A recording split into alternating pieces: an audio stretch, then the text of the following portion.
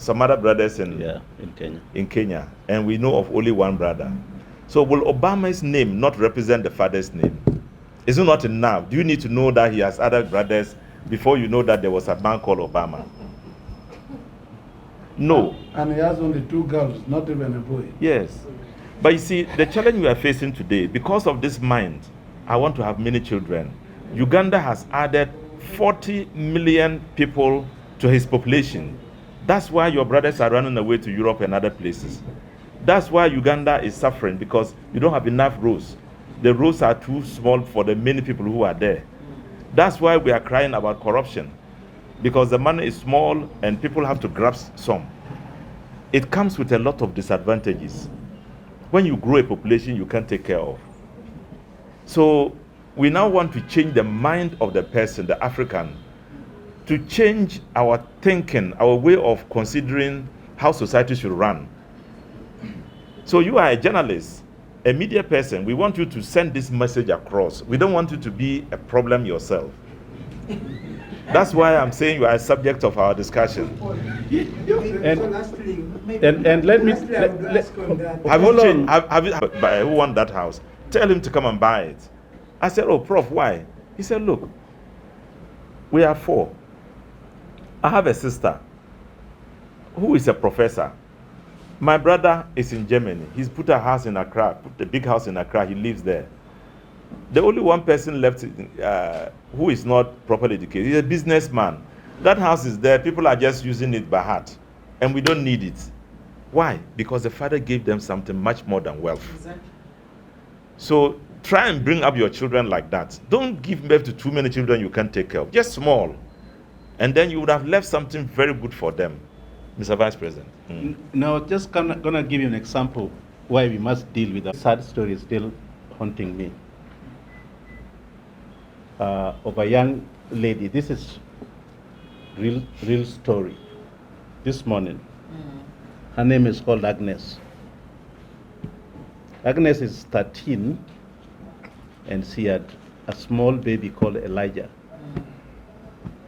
Very tiny. In Uganda here?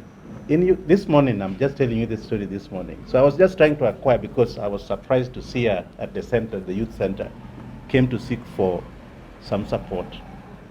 So what we realized is that the father has so many kids that, the parents, they cannot support them, cannot defend for them. So each and everyone has to be on their own. And that's how she got pregnant at the age of 12. People are sleeping with children of 12 years. I don't know exactly. Let me put this point. Young men in Uganda here, you are sleeping with children who are 12 years old with a baby. That's what he's talking about. Yeah. So please, journalists, help to, it's not only here, it's all over Africa. Yeah. Please, make sure you educate the people. You bring it to the notice. It's the worst you can do for any country. So the point I want you to take on is to encourage the African nation to have more kids that they cannot handle. Some are on the streets.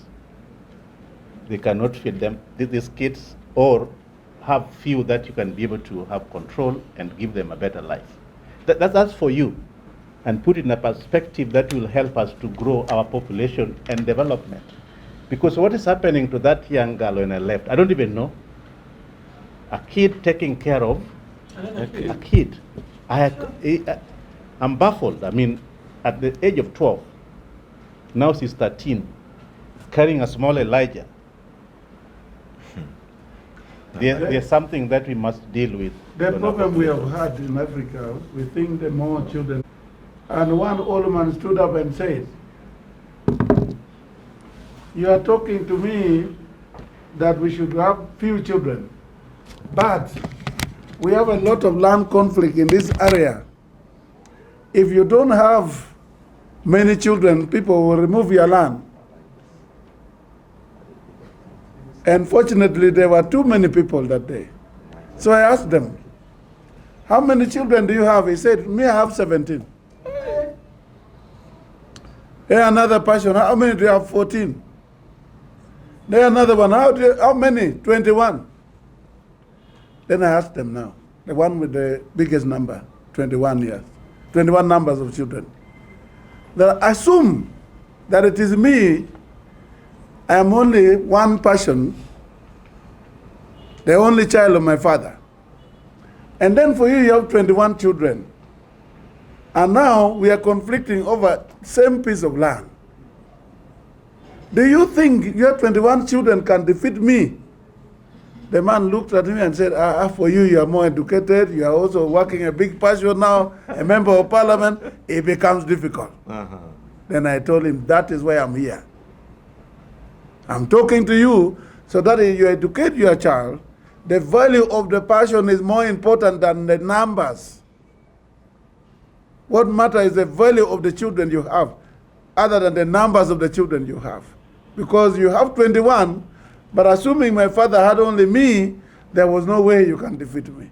That's when they started learning and understanding that there is need to do something to reduce the number of children that is affordable for you as a family to take care of.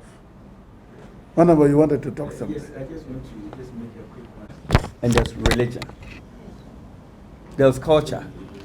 And there's religion. Because in Africa, we cherish and appreciate our cultures so much. But at the end of the day, what we also need to look at is the quality of our population, which is very key. The quality of our population. If I can afford to take care of 100 children, Honorable can afford to take care of her 100 children. All of us in this room can afford to take care of 100 children. We all give birth to 100 children, 100 children, 100 because we have the capacity to take care of these children. What happens to the government budget? We can afford to take care of them, but it puts pressure on the system itself. Because government need to build more schools for these children. Government need to build more hospitals to take care of these children. Other facilities. So what happens to the population you can afford? What about those who can't also afford? So yes, we understand, I understand, there's a religion and there's culture. But at the end of the day, let's look at the quality of the people that lives in that particular area or that country. I think if we think along that lines, it will help us to reduce the number of children and other things that we have. Let me give last example. I have this friend, he has 4 children. And he tells me he can't even take his children for vacation. Because when he's going, he needs to take the 4. Flight ticket for all the 4 and hotel fee for. But if he has about, if he has 1 or 2, that would have been easier for him to do it. And he's a working class. He's working, he's making money. But flight ticket for 4 children plus a wife and himself, 6 people at a time. It's a problem. And not that he can't afford, he can afford, but when they go and come back, then that means they have to go hungry for the whole month or 2 before they can gain whatever they lost during their travel. So there's a saying that small is beautiful. Small is beautiful. Not the quantity, but the quality is what we are all fighting for. Thank you. Yes, Honorable. After that, are you a journalist? Thank all the journalists who are with us here. And the goodness of it is that they are journalists. And if they are the journalists, they are the one taking the news, the information to the wider population. So we believe that they should be honest. They should be the one to lead all these issues we are talking about in terms of dissemination. If I heard him well, he was asking us after having released that I want to get 13 children and 3 wives. Am I right? 15 children. 15 children and 3 wives. And then after your answers, he was saying that okay, he would seem to be declining. But he put a question to us that, what advice can you give? Correct? You are the one. The first number one thing is that we know what you were talking about is deeply rooted in our cultures. People believe that by then, not now, Africa, people were suffering from diseases like malaria, like measles, any other diseases, we know all. So they were thinking that if you produce only 2, if they are taken away by malaria, that will be the end of the story.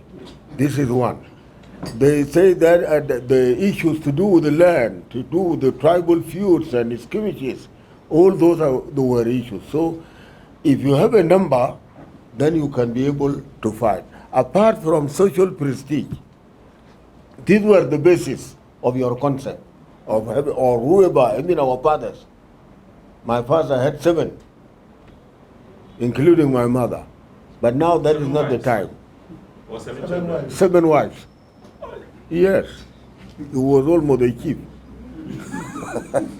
But now it is not possible. So what I want to tell the journalists is that the starting point is the liberation of our minds from all this. You need to liberate your mind from all this. Is that the issue is not the number. The issue is the quality. Even leave alone a family. The whole nation, we are telling our system in the government that it's not about numbers. It's about the quality and the quality of life of that particular population in that particular country. So please, let us liberate our minds from, we know that there is no primitive culture. Some people are describing our cultures in Africa that they are primitive. I personally, I don't agree with that. There is no primitive culture. A culture can have negative aspects as well as positive aspects. While we are advancing in life, we can delete the negative ones. And we take from any other culture what we think can fit into our context and move ahead with it. Thank you very much. Because you keep changing the ring and you know these are safe days, these are days where you can get pregnant. So there are alternatives that we can choose from. And much as we are not technical in that area, we know there are alternatives that can be taken. Even for men, there are alternatives they had. Yeah, so you talk to them. They will give you alternatives. I didn't get your name. I'm called Samla Hanifa. I work with Smart. For Christians, is Christ above culture or culture above Christ? Because we are talking about religions affecting all these things. So is Muslim above culture or culture above Muslim? Islam. So when you go back, I want you to, because you're educated, synthesize about it and help our nation to grow. Because there are some things that even you as a Muslim, you understand, cannot stand at this generation. You know, if you cannot be a 4th, 5th wife or 6th wife with so many kids, the challenges will boil down to, will he be able to sustain the lives of your kids together with your, I don't know if you understand me. So it will be now, if the Muslim is above culture, then should I go with the Muslim or which one should you drop? So then we have a new order, a new generation that can be able to take care of themselves and defend for themselves. That's what we are appealing, because our nation has moved on. We are no longer live where our parents never went to school. You are highly educated and you want good stuff for your children. They laugh for me. I only have 2. Two children. And 2 one wife. and 1 wife. 2. These 2, I don't have problem. I can be outside for long. They are already gone. I mean, they're on their own. They don't even care about me. They care about themselves. Is that something that we had planned? Yes, we did. We did. We learned from my family where I grew up from. So many kids, some of them did not make it. I mean, it is a choice that we are now bringing to our states, the African states. Should we now believe on our culture that we must have 10 wives, many kids, because that's wealth? Or 69, like the one of the king. Or the 69 women. So the king may be able to support. So do we live there? Or should we have a paradigm shift to suit ourselves. You and I, we are in the same, we a different realm. You may not be able to propagate that you may have 10 wives, as much as even if you're a man, how will you defend for them? That's the question that brings us here, that we must change our mind to a new paradigm shift and help our people have enough population that would be able to relate with the development. Otherwise, if we don't address that, then the world will be in chaos for Africa. Okay. Now, let me just draw your attention. It's not up to 20 million people, just about 20 million people. And they have wealth, much more than Uganda can ever imagine. Real wealth, and still they are keeping their population. So their people are happy, they are able to give money to every family. I was in Libya some time ago, and I realized that the Libyan population was not rising. And Gaddafi was able to pay every household because they had so much money, so they could live comfortably. And it's everywhere else. I went to Oxford University to visit, and then I was told that they had no church there. I asked them why. They said, no, if there is no big church in Oxford, the only church there, which was very big church, it has been turned into a club, a nightclub.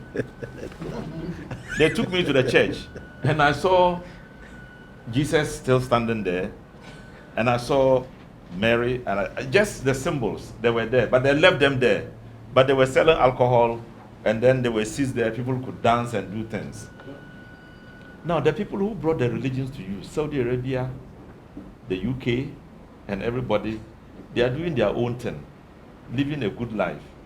You are here still saying religion, and putting up too much pressure, giving birth to children who are becoming slaves in Europe and America. All the people running there through the sea, do you know what they are going to do? They are going to clean gutters, toilets, bath dead people, clean rooms, carry loads. They are not worth the kind of people they want. So don't give birth to children who become slaves to others. Of religion.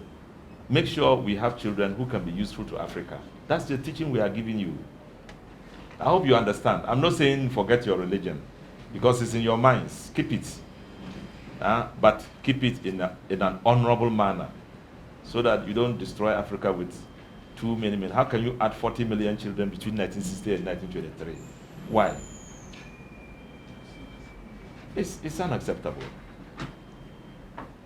Anyway, so the last person. The Vice Chair. The other members of Parliament, introduction. I will say my name. I'm Honorable Populace.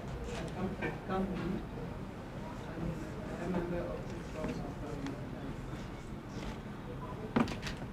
I am In Parliament of Uganda, we are happy that we are hosting a very great team comprising of the President of the African Parliamentary Forum on population and development.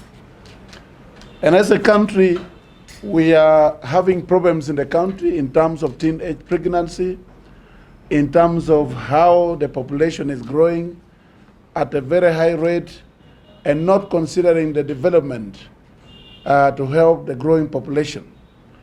And if this visit comes to our country now, we are happy that we are hosting them, and we are discussing a lot more things. And also they are learning from us, so that some of the countries should not make the same mistake that we've made as a country as Uganda.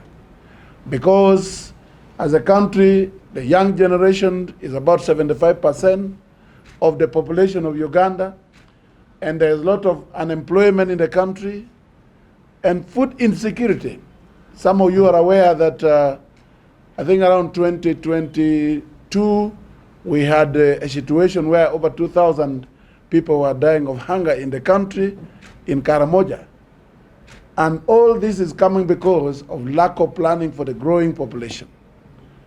As we were discussing, in the 1960s, we had about only 6 million Ugandans. Now we have about 47 million Ugandans. And then you look at how the development was taking place. Was the population developing at the same level? The country is developing according to the growth of the population? Those are issues that we are looking at. And therefore, we had a good meeting yesterday with Uganda Bureau of Statistics. Also, we had National Population Council and National Planning Authority to look at how we are using our data that we collect by the Uganda Bureau of Statistics in terms of planning for the population of the country. And this should be something that should be captured as a country, not only in Uganda, but all over Africa and beyond. Because that is what has happened in other countries like Singapore, like Malaysia, who actually knew how to use their statistics for planning of the country and budgeting according to the growth of the population and the needs of the population. And this is something that we should borrow as a country in Uganda. I thank you very much. This is briefly what I can say. I give time for my honorable members to also give their comment. Thank you. Showing up here and to listen to what we have seen so far in coming to attend this program organized by the Ugandan Parliamentary Forum on Population and Development. First of all, we would say that we are very thankful about the reception given us, the cooperation we have enjoyed, the commitment to ensure that we see a lot more of what is happening in Uganda than we imagine or we have read about. The Population and Development Caucus or Forum of Africans is one that shows concern about the growing population in Africa, our inability to control our population, the need for us to ensure that development goes as fast as population is going, and to ensure that we give room for government policies that will address issues of the growth of young people, their determination to realize their potential, and to be able to reflect their hopes and aspirations. And in Uganda, we have seen so much. We have visited the Population Council. We visited the Ugandan Bureau of Statistics. We visited the UNFPA. We visited the Ugandan Reproductive Health Center and their youth center. All of these places are telling stories about Uganda. But the conclusive story we have realized, we came to agree on, is that the population of Uganda appears to be growing unchecked for a considerable long while. And the need to intervene is paramount. Like the chairman of the Population and Development and Food Security in the Ugandan Parliament has said, from 1960, between 1960 and as we are talking about, Uganda has grown a population of about 40 million people. If you look at that and look at the resource available, the training available to young people, the investment in infrastructure, just like many other African countries, not just Uganda alone, it is unacceptable.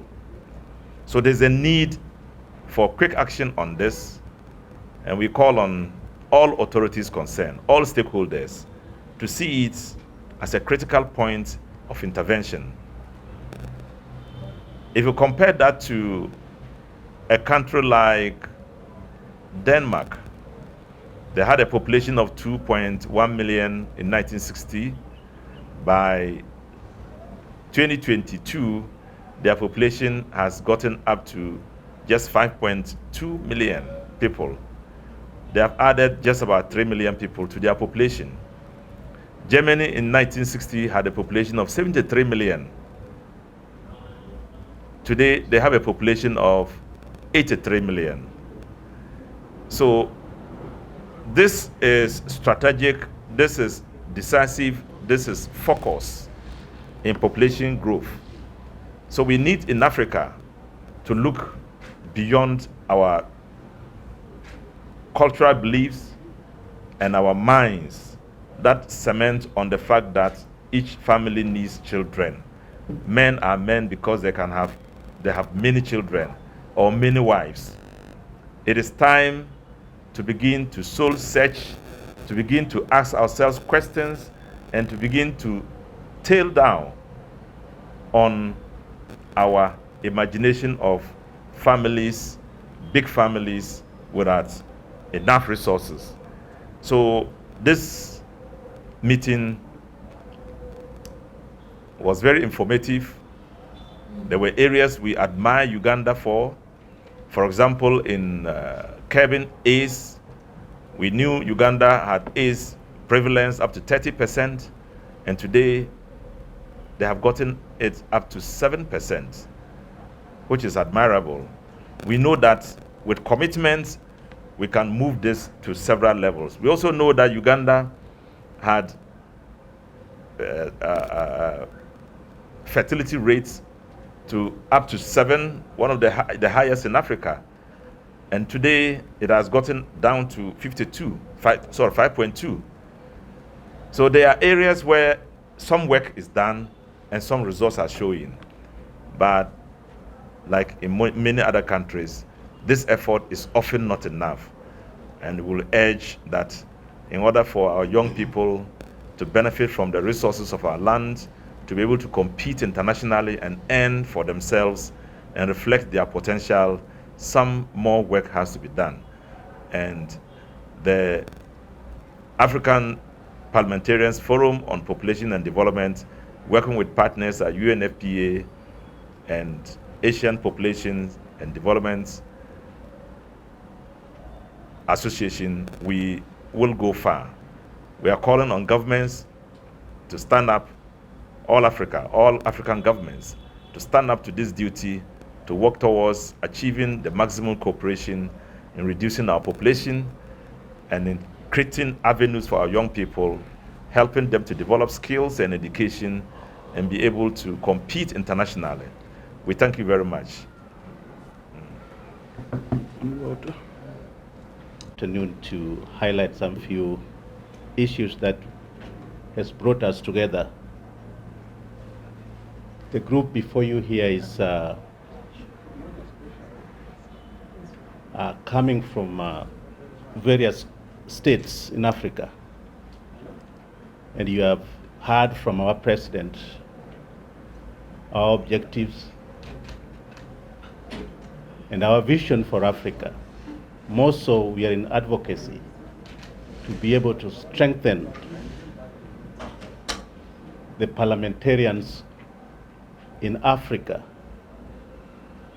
as we meet with what we call the international fora, of where each and every state we have committed to certain declarations, like we've been following the ICPD 2030 that deals with a number of issues, including sexual reproduction. We are talking about poverty. We are talking about youth unemployment. We are talking about GBV. We are talking about droughts. We are talking about many challenges that are facing us as the member states in Africa. And so when we come together as a forum, we learn from each other. That's why we are here to learn from the country of Uganda, the steps that they have taken to be able to address these challenges. And especially when we are here in Uganda, we have been meeting with a number of the civil society, the government side, the legislative, which is parliament, because as you know, we have members of parliament from different states. And the mandate of member of parliament is to be able to enact laws and come up with policies that will be able to guide and address the challenges that are facing us as the states in the continent of Africa.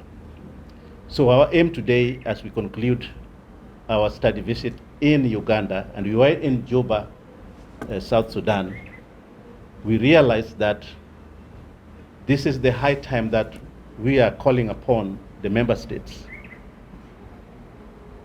to learn from each other and be able to tackle our issues, not because we want to compete with the international forum on other commitments, but be able to look critically, how does it affect us, and how do we contextualize them to be able to address them as per our regions. And you are aware that, even the culture is also playing a major role in our society. Some of those areas that we find is also very difficult is the gender violence, where other parts of Africa, they believe that's normal. We have seen FGM, which we've been tackling as a norm, other practices that are really, as a team, this forum are concerned. And therefore, how do we address all these things? That's why we are here in Uganda. And we have seen Uganda have taken some steps to address them. And therefore, we want to thank our host country, Uganda, the members of parliament, the civil society, and we extend it to the president of this great republic of Uganda. And we look forward to continue to do all this advocacy and network within ourselves of the member states to make sure that in ICPD 2030, that Africa will be able to address the poverty, they'll be able to address the sexuality on health production, what do we call it? On health, Reproductive health. and productive health, the high standard of education, and the creation of jobs to our young people. And I thank you. Good. Anyone who wants to add something? The president has already spoken, Oh, so we believe what.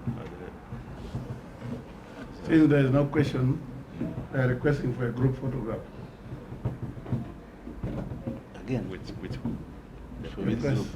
they're okay, they have seen us. will determine.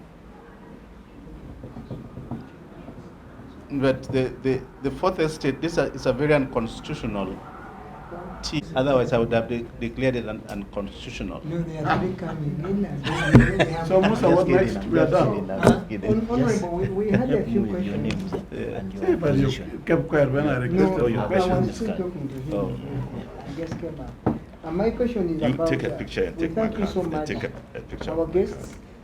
But generally, we realize that in Africa, this population, because here in Uganda, the majority are youth, but the little facility they are having is being taken away and it's not received to them because of the corruption.